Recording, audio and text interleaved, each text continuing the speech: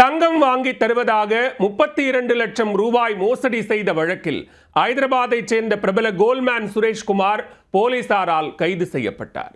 20 லட்சம் ரூபாய்க்கு காசோலை கொடுத்து ஏமாற்ற முயன்ற சம்பவத்தில் நடந்தது என்ன?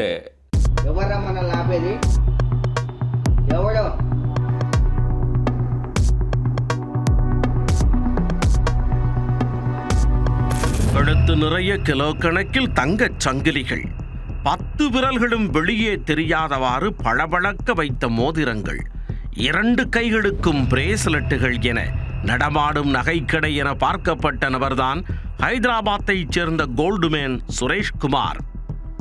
எப்பா, நான் எங்க போனாலும் கிலோ கணக்கில் தங்கத்தை போட்டுக்கிட்டு தான் போவேன் என்கின்ற தோரணையில் ஊர் சுற்ற, அதில் டெல்லி வருமான வரித்துறையினரின் சோதனையில் சிக்கி கடந்த சில மாதங்களுக்கு முன் இவர் ஒரு டம்மி பாபா என அடையாளம் கண்டுபிடிக்கப்பட்டார்.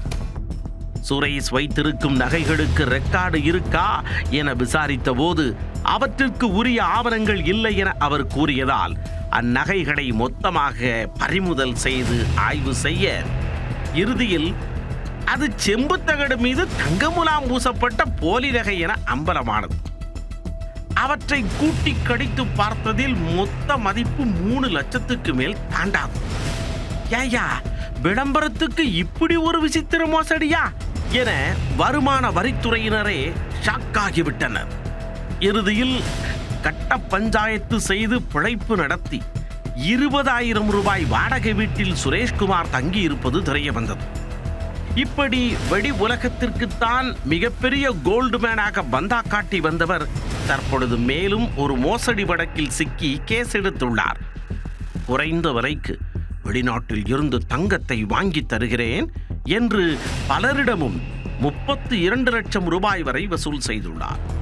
ஆனால் வாக்குறுதி அளித்தபடி தங்கத்தை கொடுக்காமல் காலம் தாழ்த்தி வந்ததால் பணம் கொடுத்தவர்கள் அவரை நேரடியாக சந்தித்து ஒன்று பணத்தை கொடு, இல்லை நகையை கொடு என அழுத்தம் கொடுத்துள்ளனர். அதில் வசமாக சிக்கிய சுரேஷ்குமார் அப்போதைக்கு 3 ஐபோன்களையும் 20 லட்சம் ரூபாய்க்கான காசோலையையும் அவர்களிடம் கொடுத்து அவர்களை சமாதானம் செய்து அனுப்பி வைத்தார். ஆனால் ஒரு கும்பலை பின்னால் அனுப்பி வைத்து அவர் கொடுத்த செல்போன்களையும் காசோலைகளையும் புடுங்கிச் சென்றதாக கூறப்படுகிறது.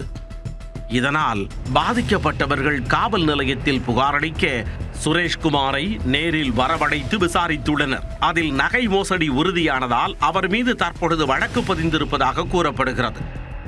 தொடர் விசாரணை நீடித்து வரும் நிலையில் அதன் முடிவில் சுரேஷால் இன்னும் யாரெல்லாம் ஏமாற்றப்பட்டுள்ளார்கள் என்பது குறித்து தெரிய வரும்.